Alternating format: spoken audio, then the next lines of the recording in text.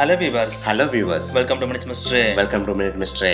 Technology வளர்ச்சியடைந்த இந்த காலகட்டமா இருந்தாலும் சரி, இல்ல மன்னர்கள் ஆண்ட அந்த காலகட்டமா இருந்தாலும் சரி, டாக்ஸே இல்லாத நாடு இருக்குமான்னு கேட்டா அது கொஞ்சம் டவுட் தான். ஆனா அந்த டாக்ஸ் நல்ல டாக்ஸா இருந்தா ஒன்னும் தெரியாது.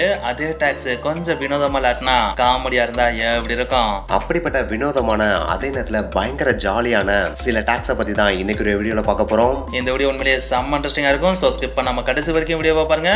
வாங்க வீடியோக்குள்ள போலாம். இப்பெல்லாம் பாத்தீங்கன்னா யூரின் அடிக்கிறதுக்கு தான் காசு கொடுத்து போறோம். ஆனா ஒரு காலகட்டத்துல யூரின் அடிக்கிறவங்க கிடையாது, யூரினை வாங்குறவங்க தான் டாக்ஸ் பே பண்ணி வாங்கிட்டு போயிருக்காங்க. என்னடா சொல்ற, யூரின் எதுக்குடா வாங்கிட்டு போறாங்க, அதுவும் அதை எதுக்குடா காசு கொடுத்து வாங்கிட்டு போறாங்க அப்படின்னு நீங்க ஆக்வர்டா பார்க்கலாம். ஆனா கெமிக்கலே கண்டுபிடிக்காத அந்த ஒரு காலகட்டத்துல, அதாவது கிபி 1ஆம் நூற்றாண்டு காலகட்டத்துல, குறிப்பிட்டு சொல்லணும்னா ரோமன் எம்பரர் வெஸ்பேசியன் வாழ்ந்த காலகட்டத்துல துணிகளை துவைக்கிறதுக்கும் தோல் பதனிடுறதுக்கும் அம்மோனியம் அளவுக்கு அதிகமா தேவைப்படும் இல்லையா, அது யூரின்ல தான் அளவுக்கு அதிகமா கிடைச்சிருக்கு. அதனாலதான் எவ்வளவு பே பண்ணி வேணாலும் இந்த தொழில பண்றவங்க யூரினை வாங்கிட்டு போறதுக்கு ரெடியா இருந்தாங்க. அதுக்காக தான் இந்த யூரின் டாக்ஸையே ரோமன்ஸ் போட்டிருக்காங்க. கேட்கறதுக்கு வித்தியாசமா இருந்தாலும் இதுதான் உண்மையும் கூட. இன்னைக்கு வீடியோலயே பயங்கர காமெடியான ஒரு டாக்ஸ் அப்படின்னா அது இந்த டாக்ஸ் அப்படின்னு தான் சொல்லியானோ. அதுவும் இந்த டாக்ஸ் மனுஷனுக்கு போடப்பட்ட டாக்ஸ் கிடையாது, மாட்டுக்கு போடப்பட்ட டாக்ஸ். மாட்டுக்கு என்னடா டாக்ஸ் போட்டாங்க அப்படின்னு பாத்தீங்கன்னா, மாடு போடுற அந்த ஒரு பாமுக்கு தான் டாக்ஸே போட்டிருக்காங்க.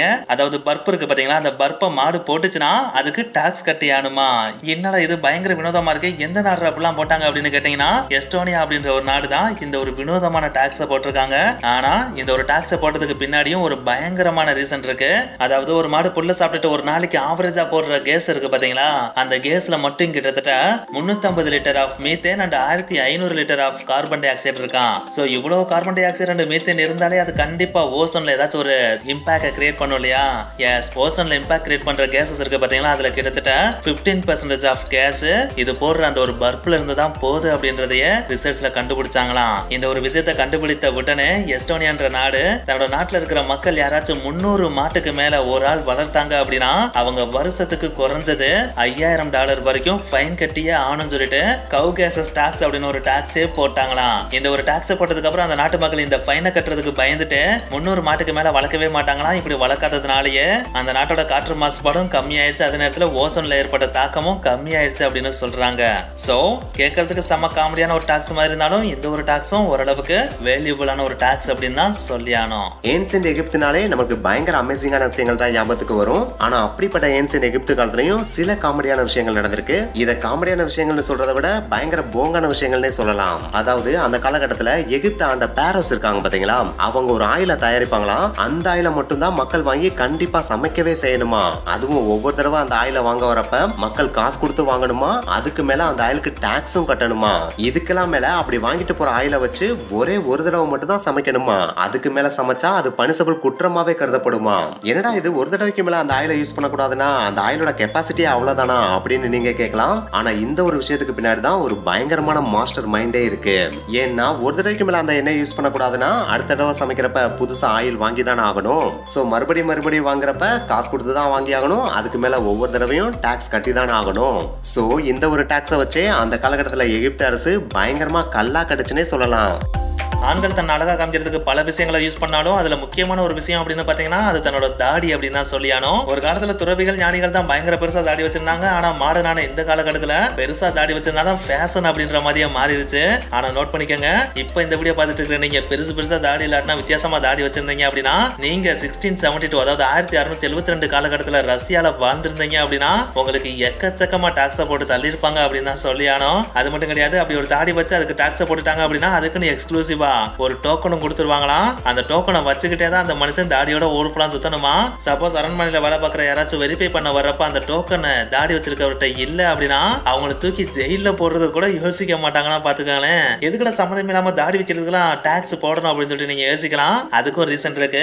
ஏன்னா அந்த காலகட்டத்துல ரஷ்யாவோட கிங்கா இருந்த பீட்டர் த கிரேட் அப்படின்ற மனுஷன் யூரோப் கண்ட்ரிக்கு டூர் போறப்பதான் பாத்துருக்காப்ல, என்னடா இங்க இருக்கிற ஆம்பளைங்க எல்லாம் நல்லா பளபளன்னு மூஞ்சி வச்சிருக்காங்க, நம்ம ஊர்ல என்னடா கொசமுச தாடி வளர்த்துட்டு தர்றாங்கன்னு சொல்லிட்டு தான் நான் நாட்டுக்கு திரும்பி வந்த உடனே என்னோட நாட்டையும் நான் மாடர்னாக்க வேணாமா அப்படின்னு சொல்லிட்டு இனிமேல் ரஷ்யால இருக்கிற எந்த ஆம்பளையும் தாடி வளர்க்க கூடாது. சப்போஸ் தாடி வளர்த்தனா கவர்மெண்ட்டுக்கு கப்பம் கட்டுன்னு சொல்லிட்டு இந்த மாதிரி பியர்டு டாக்ஸ் அப்படின்ற ஒரு விஷயத்த இன்ட்ரோடியூஸ் பண்ணி விட்டாராம். கேட்கறப்பே வினோதமா இருக்குல்ல, இருந்தாலும் ஃபன்னா இருக்கா இல்லையா? அவ்வளவுதான் மேட்ரு. ஓகேவா? அடுத்து நம்ம பார்க்க போறது ஷேடோ டாக்ஸ். இந்த டாக்ஸை கேட்டோடனே பயங்கரமா வாயா பிளந்திருப்பீங்க. என்னடா நிழலுக்கெல்லாமா டாக்ஸ் போடுவாங்க அப்படின்னு கூட யோசிச்சிருப்பீங்க. எஸ், இது நிழலுக்காக போடப்பட்ட டாக்ஸ் தான். ஆனா மனிதர்கள் நடந்து போறப்ப அவங்க ஷேடோ கீழே விழுவும் பாத்தீங்களா, அதுக்காக போடப்பட்ட டாக்ஸ் கிடையாது. கடையோட ஷேடோ ரோட்ல விழக்கூடாதுன்னு போடப்பட்ட டாக்ஸ் தான் இந்த ஷேடோ டாக்ஸ். என்னடா இது பைத்தியக்காரத்தனமா இருக்கு, வெயில் அடிச்சா கடையோட ஷேடோ ரோட்ல விழத்தான செய்யும் அப்படின்னு நீங்க கேட்கலாம். ஆனா இதுக்கும் ஒரு ரீசன் இருக்கு. ஏன்னா இத்தாலியில இருக்க பெரும்பாலான கடைகள் தான் இடத்தளவுக்கு கடையை எடுத்ததோட மட்டும் இல்லாம ஸ்ட்ரீட்லயும் கொஞ்சம் எக்ஸ்டெண்ட் பண்ணி பொருளை போட்டு விற்க ஆரம்பிச்சிருக்காங்க. இது ஸ்ட்ரீட்ல போன வெஹிக்கிள்ஸ்க்கு மட்டும் இல்லாம நடந்து போன மக்களுக்கும் பயங்கரமான டிஸ்டர்பன்ஸ் கிரியேட் பண்ணிருக்கு. கவர்மெண்ட்டும் முடிஞ்ச அளவுக்கு இதை சொல்லி சொல்லி பார்த்திருக்காங்க. ஆனா யாருமே கேட்கிற மாதிரியே தெரியல. இவங்களுக்கு இப்படி சொன்னலாம் மண்டையில ஏறாது, நம்ம வழியில தான் சொல்லி ஆகணும் போல அப்படின்னு சொல்லிட்டு நீ ரோட்ல கடையை போட்டுக்கோ, பந்தல போட்டுக்கோ, எண்ணம் போட்டுக்கோ, ஆனா உன் பந்தலோட நிழல் மட்டும் ரோட்ல விழக்கூடாது. அப்படி விழுந்துச்சுன்னா நீ ஷேடோ டாக்ஸ் கட்டணும் அப்படின்னு சொல்லிட்டாங்க. அப்புறம் என்ன, அவங்களும் முடிஞ்ச அளவுக்கு ஷேடோ விழுகாம பந்தல போட ட்ரை பண்ணிருக்காங்க. ஆனா பந்தல்னு இருந்தா ஷேடோ விழுகாமையா இருக்கும், விழுந்துதானே ஆகும். அதுக்கப்புறம் என்ன, இந்த ஃபைனை கட்ட பயந்துகிட்டே எல்லாரும் பந்தல பிடிச்சிட்டு குடுகுடுன்னு ஓடி போயிட்டாங்க. அடுத்து நம்ம பார்க்க போறது விண்டோஸ் டாக்ஸ். விண்டோஸ்னா நம்ம கம்ப்யூட்டர்ல யூஸ் பண்ற ஓஎஸ் டாக்ஸ்லாம் கிடையாது, நம்ம வீட்ல யூஸ் பண்ற ஜன்னல் இருக்கு பாத்தீங்களா, அதுக்கு தான் டாக்ஸ். என்னடா இதுக்கெல்லாமாடா டாக்ஸ் அப்படின்னு கேட்டீங்கன்னா இதுக்கு தான் டாக்ஸ். அதுவும் எப்படி தெரியுமா, வச்சிருக்கிற ஜன்னலோட எண்ணிக்கைக்கு ஏத்த மாதிரி, அதாவது ஒரு 2 ஜன்னல்னா அதுக்கு ஏத்த மாதிரி டாக்ஸ், 10 ஜன்னல்னா அதுக்கு ஏத்த மாதிரி டாக்ஸ். ஒன்ஸ் வீட்ல இருக்கிற ஜன்னல் 10 ஜன்னலுக்கு மேல போயிருச்சு அப்படின்னா டாக்ஸோட லெவலும் வேற லெவல்ல போயிருமா. அந்த மாதிரியான ஒரு டாக்ஸ் தான் 1696 வருஷம் வில்லியம் 3 அப்படின்ற ஒரு அரசன் இங்கிலாந்து நாட்டுல போடவே செஞ்சிருக்காப்ல.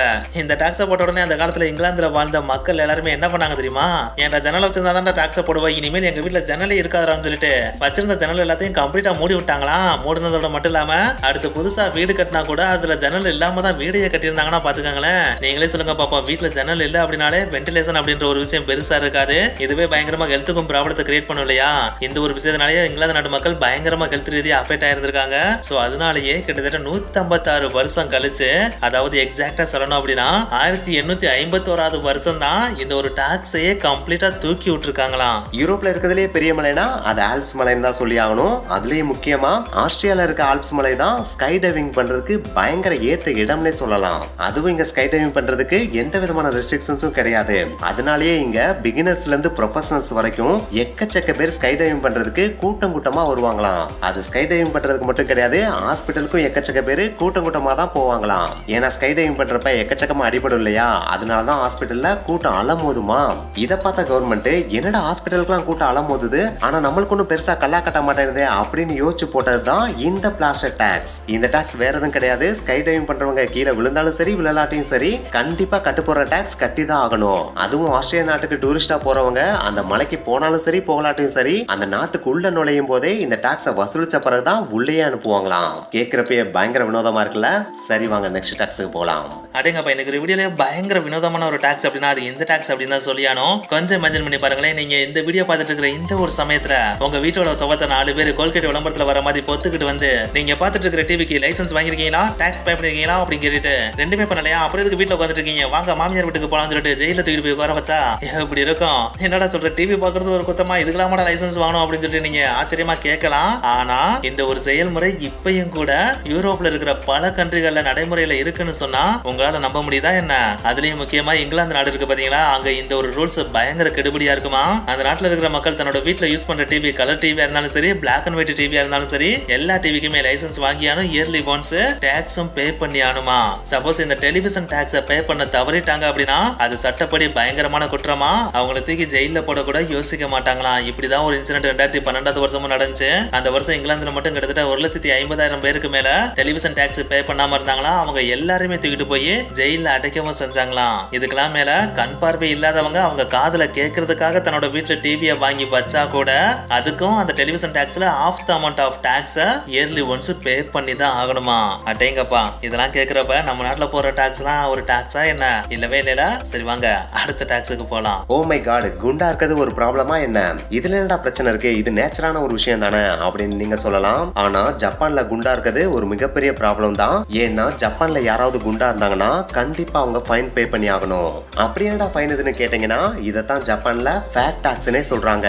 அதாவது ஒவ்வொரு வருஷமும் ஜப்பான்ல 40ல இருந்து 75 வயசு இருப்பாங்க பாத்தீங்களா, அவங்க கண்டிப்பா அவங்களோட இடுப்பளவு அளந்தே ஆகணுமா. அப்படி அளக்கிறப்ப ஆண்களோட இடுப்பளவு 85 சென்டிமீட்டருக்கு மேலையும் பெண்களோட இடுப்பளவு 90 சென்டிமீட்டருக்கு மேலேயும் இருந்துச்சுன்னா கண்டிப்பா அவங்க ஃபைன் பே பண்ணி ஆகணுமா. இதை கேட்கறப்ப உங்களுக்கு செம்ம காமெடியா தெரியும். ஆனா இதுக்கு பின்னாடி ஒரு பயங்கரமான ரீசனும் இருக்கு. ஏன்னா ஜப்பான் கவர்மெண்ட் அவங்களுடைய நாட்டுல சுகர் அண்ட் ஸ்ட்ரோக் அப்படின்ற 2 நோயுமே தன்னுடைய நாட்டுல இருந்து முழுவதும் அகற்ற ட்ரை பண்ணிட்டு இருக்காங்க. அதை அகற்றணும்னா இவங்கிட்ட இருக்க ஒரே வழி மக்களுடைய ஃபேட்டை கம்மி பண்றதுதான். ஃபேட்டுக்கு இதுக்கு என்னடா சம்மந்தம் இருக்கு அப்படின்னு நீங்க கேட்டீங்கன்னா, ஃபேட்ன்ற ஒரு விஷயம் இல்லாட்டினா இந்த நோய் மக்களுக்கு வரவே வராது. சோ அதுக்காகத்தான் இந்த ஒரு ஃபைனையே போட்டாங்களாம். இந்த ஒரு ஃபைனை போட்டதுக்கு அப்புறம் இந்த ஃபைனை கட்ட பயந்துகிட்டே ஜப்பான் மக்கள் எல்லாருமே தன்னுடைய வெயிட்டை மெயின்டைன் பண்ண ஆரம்பிச்சிட்டாங்கன்னா பாத்துக்கங்களேன். அப்படி பாக்குறப்ப இது காமெடியான டாக்ஸா என்ன, உண்மையிலேயே நல்ல டாக்ஸ் தானே? வினோதங்களுக்கு பெயர் போன நாடு அப்படின்னா அது சீனா அப்படின்றது நம்ம எல்லாருக்குமே தெரிஞ்ச ஒரு விஷயம் தான். அவங்க செய்யற சின்ன சின்ன விஷயமும் நம்மளுக்கு பயங்கர தினுசா தான் தெரியும். அப்படி அவங்க போட்ட தினுசான டாக்ஸ் தான் இந்த ஒரு சாப்ஸ்டிக் டாக்ஸ். இந்த சாப்ஸ்டிக் டாக்ஸ்னா வேற எதுவும் கிடையாது. சீனா நாட்டு மக்கள் எப்பயுமே நூடுல்ஸ் சாப்பிடுறதுக்கு 2 குச்சியை யூஸ் பண்ணுவாங்க பாத்தீங்களா, அந்த குச்சியை வாங்குறதுக்கும் டாக்ஸ் பே பண்ணணும் அப்படின்றதுதான் இந்த சாப்ஸ்டிக் டாக்ஸ். இதுக்கு சம்பந்தம் இல்லாம ஒரு சாப்ஸ்டிக்கு போய் டாக்ஸ் போடணும் அப்படின்னு சொல்லிட்டு உங்களுக்கு டவுட் கிரியேட் ஆகலாம். ஆனா இதுக்கு பின்னாடி செம்மையான ஒரு ரீசன் இருக்கு. ஏன்னா ஒவ்வொரு வருஷமும் சீன நாட்டுல கிட்டத்தட்ட 45 பில்லியனுக்கும் அதிகமான சாப்ஸ்டிக் விற்கப்படுதாம். இவ்வளவு சாப்ஸ்டிக் வித்தாலே அந்த சாப்ஸ்டிக் உருவாக்குறதுக்கு எவ்வளவு மரங்கள் அழிக்கணும்ன்றத நீங்களே யோசிச்சுக்கங்க. எஸ், ஒவ்வொரு வருஷமும் இந்த 45 பில்லியன் சாப்ஸ்டிக்ஸ் உருவாக்குறதுக்காக கிட்டத்தட்ட 25 மில்லியன் ட்ரீஸ் வெட்டுறாங்களாம். இப்படியே ஒவ்வொரு வருஷம் 25 மில்லியன் ட்ரீயை வெட்டினா சீனா நாட்டுல மரம்ன்ற ஒண்ணு இருக்குமா என்ன?